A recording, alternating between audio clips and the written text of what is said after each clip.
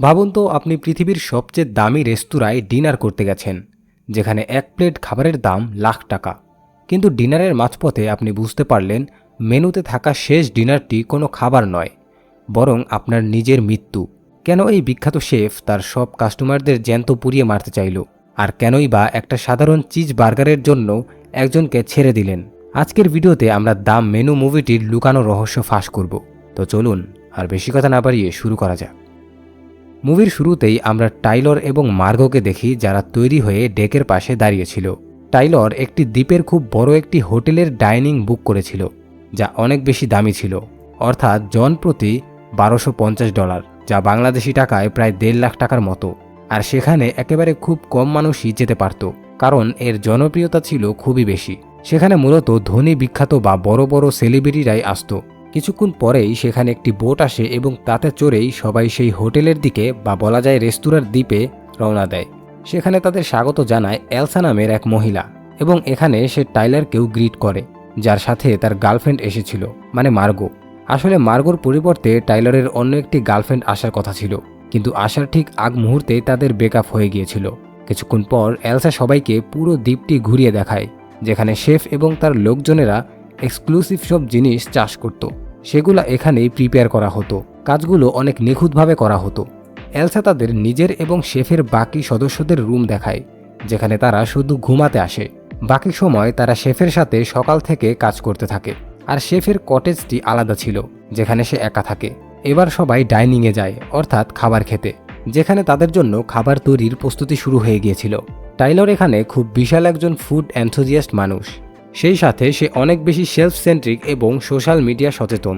সে সবসময় খাবারের ছবি আপলোড করে নিজের রান্নার গল্প শেয়ার করতে থাকে। আর সে এখানকার স্টার শেফ স্লোবিকের অনেক বড় ফ্যান, যিনি বিশ্বজুড়ে নিজের রান্না এবং স্টাইলের জন্য সেলিব্রিটি শেফ হিসেবে পরিচিত। এখন স্লোবিক নিজে সেখানে আসে এবং খাবারের প্রস্তুতি চেক করতে থাকে। এলসা তাকে গিয়ে কিছু বলে, যার পরে সে টাইলর এবং মার্গোর দিকে খুব গভীরভাবে তাকাচ্ছিল। এরপর স্টার্টার সার্ভ করা হয় এবং সবাই তা উপভোগ করে। এখানে অনেক মানুষ এসেছিল, যাদের সম্পর্কে আমরা সামনে জানতে পারবো। এখানে টাইলর মার্গোকে খাবার এবং রান্নার প্রতি তার প্যাশন সম্পর্কে সব বলে। সে বলে যে রান্নাকে সে খুব ফলো করে এবং স্লোবিকের কুকিং শো সে বারবার দেখেছে।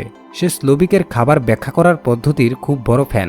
এখানে আমরা টাইলরের অবসেশন খুব ভালোভাবে বুঝতে পারি। এমনকি মার্গো তাকে বলে যে টাইলর যেভাবে খাবারের ভেতর ইনভলভ হয়ে যেতে পারে, সে ততটা হতে পারে না, কারণ তার কাছে এটা শুধু খাবার, কিন্তু টাইলরের কাছে এটা একটা শিল্প। যদিও সেখানে আসা সবার কাছেই এটা একটা আর্ট ছিল, এবং তারা এক ধরনের প্রদর্শনীতে এসেছিল এনজয়ের জন্য, শুধু খাবার খাওয়ার জন্য নয়। কিছুক্ষণ পর শেফ সবাইকে গ্রিট করে এবং দ্য মেনু অনুযায়ী তাদের প্রথম কোর্স প্রেজেন্ট করা হয়, যা খুবই নিখুঁতভাবে তৈরি করা হয়েছিল। শেফ এর উপকরণ এবং ইতিহাস সম্পর্কে সবাইকে সংক্ষিপ্ত বর্ণনা দেয়, যা ছিল একটি পাথরের চারপাশে সাজানো কিছু ফুল। এখানে আসা সবাই একে দারুণ ফুড আর্ট বলে, যদিও একজন সাধারণ মানুষের চোখে তা শুধুমাত্র পাথর আর কিছু লতাপাতা ছিল। শেফ এখানে সবাইকে বলে যে তারা যেন এই খাবারটা না খায়, বরং এর স্বাদ নেয়, অনুভব করে এবং একে সম্মান দেয়। এরই মধ্যে টাইলর মার্গোকে খাবার সম্পর্কে বলতে শুরু করলে শেফ তাকে শান্ত করে নিজের কথা চালিয়ে যায়। কথা শেষ হওয়ার পর সবাই খেতে শুরু করে, কিন্তু টাইলর শেফের মুখে খাবারের বর্ণনা শুনে খুবই ইমোশনাল হয়ে পড়ে। সে মার্গোকে জিজ্ঞাসা করে শেফ তার ওপর রেগে আছে কিনা। মার্গো বলে সে একজন কাস্টমার, যে টাকা দিচ্ছে আর শেফ তাকে সার্ভ করছে, তাতে রেগে যাওয়ার কি আছে। কিন্তু টাইলর এই খাবার এবং শেফকে একটু বেশি সিরিয়াসলি নিচ্ছিল, কারণ সে তার অনেক বড় ভক্ত ছিল। এখানে একজন খুব বড় সেলিব্রিটি ফুড ক্রিটিকও এসেছিল এবং তিনিও এই খাবারের প্রশংসা করেন। তিনি তার স্বামীর সাথে খাবারের খুঁটিনাটি বিষয় আলোচনা করছিল, যে কোনটি ভালো, কোনটি কেমন হওয়া উচিত ছিল ইত্যাদি। এবার সেকেন্ড কোর্সের প্রস্তুতি শুরু হয় এবং আমরা দেখি শেফ বারবার মার্গোর দিকেই তাকাচ্ছিল। কেন এমনটা হচ্ছিল তা আমরা একটু পরেই জানতে পারবো। এবার মেনু থেকে সেকেন্ড কোর্স সার্ভ করার আগে শেফ আলোচনা করে যে পাউরুটি মানে ব্রেড উৎপাদন কবে হয়েছিল এবং ঘরোয়া কাজে এর ভূমিকা কি। তার একটি বিশেষ কথা ছিল যে পাউরুটি গরিব মানুষ খায়, তাই তাদের পরবর্তী কোর্সে কোনো ব্রেড নেই। এই কোর্সের নাম ছিল ব্রেডলেস ব্রেড অ্যাকম্পানিমেন্টস। ডিশটি সার্ভ করার পর টাইলর যথারীতি খুব ইমপ্রেসড হয়ে পড়ে এবং পাউরুটি ছাড়াই এই জিনিসগুলো উপভোগ করে। সেই সাথে ফুড ক্রিটিক ব্লুমও এটি এনজয় করে এবং বলেন যে এগুলা কত সূক্ষ্ম। শেফ তার জন্য নিজের পক্ষ থেকে এক বাটি অনুষঙ্গ পাঠিয়ে দেয়, সবাই এই ডিশটি এনজয় করছিল, যা আসলে পাউরুটির সাথে খাওয়া কিছু সস বা উপাদান ছিল মাত্র। এখানে একটি ফ্রেঞ্চ গ্রুপও এসেছিল, যারা এলসাকে বলে তাদেরকে ব্রেড সার্ভ করার জন্য, কিন্তু এলসা মানা করে দেয়, কারণ মেনুর পার্ট শুধু এটাই ছিল। তারা এলসাকে বলে যে তারা অনেক বড় লোক ড্যাগ ভেরিকের সাথে কাজ করে। এলসা উত্তরে বলে যে সে তাদের এবং তার বসকে খুব ভালো করেই চেনে। সেই সাথে সে তাদের বলে যে আজ তারা যা আকাঙ্ক্ষা করে তার থেকে কম এবং যা পাওয়ার যোগ্য তার চেয়ে বেশি খাবার পাবে। এখানে বিষয়গুলো খুব অদ্ভুত হতে শুরু করেছিল এবং সামনে আরও বিপজ্জনক হতে যাচ্ছিল। আমরা মার্গোকে দেখে বুঝেছি যে সে খাবারের এই লোক দেখানো অভিজাত্যে বিশ্বাস করে না। সে এই ডিশটি খায় না। শেফ তার কাছে এসে বলে যে তার এই ডিশটি খাওয়া উচিত, যার জবাবে মার্গো পরিষ্কার বলে দেয় যে এখানে খাওয়ার মতো কিছুই নেই। সে শেফকে বলে যে তাকে যেন না শেখানো হয় যে সে কি খাবে আর কি খাবে না, এটা পুরোপুরি তার পছন্দ। শেফ সেখান থেকে চলে গেলে টাইলর মার্গোর ওপর খুব রেগে যায় যে তার এভাবে কথা বলা ঠিক হয়নি। নেক্সট কোর্স সার্ভ করা হয়, যার নাম শেফ রেখেছিল মেমোরি। সে তার মায়ের কথা বলে যে সেখানেই বসেছিল এবং সবসময় মাতাল থাকত। সে বলে ছোটবেলায় সে টাকোস খুব পছন্দ করত। প্রতি মঙ্গলবার তারা টাকোস খেত, কিন্তু তার বাবা একজন মাতাল ছিলেন, যিনি নেশা করে তার মাকে মারধর করতেন। একদিন ঝগড়ার সময় সে তার মাকে বাঁচাতে গিয়ে তার বাবার পায়ে ছুরি দিয়ে আঘাত করে। টাকোসের সাথে তার এই স্মৃতিগুলো জড়িয়ে আছে। এবার সবাইকে টাকোস সার্ভ করা হয়। এখানে যে টর্টিয়া দেওয়া হয়েছিল তার ওপর লেজার দিয়ে প্রিন্ট করা হয়েছিল, আর তাতে ছিল সেখানে আসা গেস্টদের অতীতের কিছু বাজে স্মৃতি। যেমন সেখানে একজন অভিনেতা ছিল, তার সবচেয়ে বাজে মুভিটির ছবি সেখানে প্রিন্ট করা হয়েছিল। টাইলরের ছবি ছিল সে খাবারের ফটো তুলছে এমন। ফুড ক্রিটিক ব্লুমের রিভিউ করা রেস্টুরেন্টের ছবি ছিল। এমনকি এক ব্যক্তির অন্য মেয়ের সাথে ছবি সেখানে ছিল, যা দেখে তার স্ত্রী তাকে প্রশ্ন করতে শুরু করে। ড্যাগের লোকজনের ফেক ইনভয়েসের ছবিও ছিল, যা দিয়ে তারা টাকা চুরি করত। তারা সবাই এটা দেখে খুব দুশ্চিন্তায় পড়ে যায় যে শেফ এইসব গোপন কথা জানল কিভাবে। অর্থাৎ শেফ সবার ব্যাপারে অনেক রিসার্চ করেছে। টাইলর মার্গোকে বলে সে যেন শেফের কাছে ক্ষমা চায়। মার্গো টাইলরকে বলে এটা নিয়ে এত দুশ্চিন্তা হওয়ার কি আছে, চিল করো তুমি। এরপর তাদের মধ্যে কিছু কথা কাটাকাটি হয়। মার্গো তখন ওয়াশরুমে চলে যায়। ওয়াশরুমে এসে সে স্মোকিং শুরু করে। এরই মধ্যে লেডিস ওয়াশরুমের ভেতরে শেফ চলে আসে এবং মার্গোকে জিজ্ঞাসা করে সে খাবারগুলো কেন খাচ্ছে না। মার্গো বলে তার ক্ষুধা নেই। শেফ তার নাম জানতে চাইলে সে তার নাম জানায়, কিন্তু শেফ বুঝতে পারে তার নাম মার্গো নয়, বরং অন্য কিছু। মার্গো এতে কিছুটা চিন্তিত হয়ে যায় এবং সেখান থেকে চলে যায়। আসলে এখানে অনেক রহস্য আছে, যা একটু পরে ধীরে ধীরে সবার সামনে আসবে। এবার পরবর্তী কোর্সের প্রস্তুতি শুরু হয়। শেফ তার একজন জুনিয়র শেফ জেরেমিকে সবার সামনে ডাকে এবং বলে জেরেমি অনেক পরিশ্রমী, কিন্তু সে গ্রেট বা মহান হতে পারেনি। শেফ তাকে জিজ্ঞাসা করে সে কি এই জীবনে খুশি। জেরেমি তা না করে দেয়। শেফ বলে যে আমাদের এমন সব মানুষের জন্য রান্না করতে হয় যাদের আমরা চিনি না বা কখনো দেখা হবে না, কিন্তু তাদের সন্তুষ্ট করতে গিয়ে আমাদের জীবনে তালগোল পাকিয়ে যায়। আর এটাই হলো নেক্সট কোর্স যা জেরেমি তৈরি করেছে। জেরেমি তখন একটি বন্দুক বের করে সবার সামনে নিজেকে গুলি করে আত্মহত্যা করে। সেখানে উপস্থিত সবার পায়ের তলা থেকে মাটি সরে যায়, কিন্তু টাইলর তখনও স্বাভাবিক ছিল। শেফ সবাইকে বলে এটা মেনুরই একটা অংশ ছিল। অর্ধেক লোক মনে করে এটা কোনো লাইভ পারফরমেন্স, আবার কেউ কেউ বুঝে যায় এটা বাস্তব, কারণ সামনে একটা মৃতদেহ পড়েছিল। আমি বলেছিলাম না যে সামনে অনেক রহস্যে ভরা। একটু পর দেখুন আরও কত ক্রেজি ক্রেজি ঘটনা ঘটে। এক দম্পতি সেখান থেকে যাওয়ার চেষ্টা করলে এলসা তাদের আটকায় এবং শেফের ইশারায় কর্মীরা ওই স্বামীর একটা আঙুল কেটে ফেলে। এখন পুরো পরিবেশ ভয়ঙ্কর হয়ে ওঠে। ব্লুম এবং তার পার্টনারের কাছে এটা তখনও অভিনয় মনে হচ্ছিল। শেফ মার্গোকে কাছে ডেকে জিজ্ঞাসা করে সে কে। সে বলে মার্গো। শেফ বলে সে অনেক মার্গোকে সার্ভ করেছে, কিন্তু সে আসল মার্গো নয়। এখানে আসা প্রতিটি গেস্ট একটা সূক্ষ্ম প্ল্যান বা গেস্ট লিস্টের অংশ, কিন্তু মার্গো সেই লিস্টে ছিল না, যার কারণে সে প্ল্যান নষ্ট করছে। শেফ তাকে একটি চয়েস দেয় যে সে কাস্টমারদের দিকে থাকবে নাকি স্টাফদের দিকে। তবে এটা করে সে ছাড় পাবে না। আজ রাতে কেউ বাঁচবে না, সবাই মারা যাবে। এটা শুনে সে স্তব্ধ হয়ে যায়। মার্গো খুব দুশ্চিন্তায় পড়ে যায়। শেফ তাকে ভাবার জন্য সময় দেয়। টাইলার এখনও নির্লিপ্ত হয়ে খাবার খাচ্ছিল। এখানে যা কিছু হচ্ছে যেন তার ওপর কোনো প্রভাবই পড়ছে না, যা দেখে মার্গো তাকে একটি চর মারে। শেফ সবাইকে চা সার্ভ করে। এদিকে শেফকে দেখে সবাই ভয় পাচ্ছিল। একজন লোক জানালা ভেঙে পালানোর চেষ্টা করে, কিন্তু জানালা ভাঙে না। শেফ এবার সবার সাথে কথা বলতে শুরু করে। সে ব্লুম এবং তার পার্টনারের ওপর খুব ক্ষিপ্ত ছিল। সে ওই বৃদ্ধ দম্পতির কাছে যায় যে লোকটার আঙুল কাটা হয়েছিল এবং জিজ্ঞাসা করে তারা গত 5 বছরে 11 বার এখানে এসেছে। তারা কি তার কোনো একটি ডিশের নাম বলতে পারবে? তারা একটি ডিশের নামও বলতে পারে না, এমনকি কী মাংস ব্যবহার করা হয়েছিল তাও জানে না। ড্যাগের লোকজনকে সে বলে যে তারা এবং তার বস তার কুকিংয়ের নাক গলিয়েছে। এরপর সে বাইরের দৃশ্য দেখায়, যেখানে ড্যাগকে সে ঝুলিয়ে রেখেছিল এবং ইশারায় তাকে সমুদ্রের পানিতে ডুবিয়ে দেওয়া হয়। এখানে শেফ আরও কিছু কথা বলে, যেগুলো আমরা এখনই বলবো না, ওটা আমি একদম মুভির শেষে আপনাদের সাথে ডিসকাস করব। এরপর মার্গো শেফের সাথে দেখা করে। এদিকে শেফ যে মার্গোকে টাইম দিয়েছিল সেটা শেষ হয়ে গিয়েছে, তাই মার্গো শেফের কাছে আসে। শেফ তাকে বলে যে সে কোন দলে যেতে চায়, আর এটাও বলে যে ওই লোকটাকে সে বারবার দেখছিল যার আঙুল কাটা হয়েছিল। মার্গো এতে অ্যাগ্রি করে আর বলে যে হ্যাঁ, তাকে সে আগে থেকেই জানে। এখন মার্গো শেফকে জানিয়ে দেয় যে সে আসলে একজন কল গার্ল যে সার্ভিস দেয়, আর সে পূর্বে ওই লোকটাকেও সার্ভিস দিয়েছিল। শেফ বুঝতে পারে যে মার্গো আর সে একই লেভেলের, কারণ শেফও মানুষকে খাবারের সার্ভিস দেয়। মার্গো আরও জানায় যে অতীতে ওই লোকটাকে সার্ভিস দিয়েছিল, ওই লোকটা এত অদ্ভুত এবং নোংরা ছিল যে সে তার মেয়ের মতো অভিনয় করতে বলছিল।